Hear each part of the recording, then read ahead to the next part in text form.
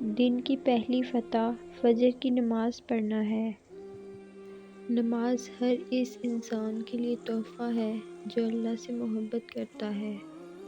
نماز شیطان کی شکست اور مومن کی جیت ہے۔ جب تم نماز نہیں پڑھتے تو یہ مت سوچو کہ وقت نہیں ملا، بلکہ یہ سوچو کہ تم سے ایسی کون سی خطا ہوئی ہے جس کی وجہ سے اللہ تعالیٰ نے تمہیں اپنے سامنے کھڑا کرنا پسند نہیں کیا۔ کل اگر فرصت نہ ملی تو کیا کرو گے؟ اتنی مہلت نہ ملی تو کیا کرو گے؟ روز کہتے ہیں کل پڑھیں گے نماز، کل اگر آنکھ نہ کھلی تو کیا کرو گے؟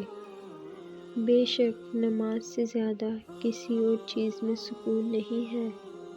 زندگی جن زخموں سے بھری پڑی ہے، ان زخموں کا علاج صرف سجدے میں موجود ہے۔ نماز دنیا اور آخرت کے خزانوں کی چابی ہے۔ تمہارا تہجد پڑھنا تمہارے رب سے عشق کا ثبوت ہے۔ فجر کی نماز قضا کر کے کامیاب صبح کی امید رکھنا نادانی ہے۔ جو نماز نہیں پڑھتا وہ سکون کا مطلب نہیں جانتا۔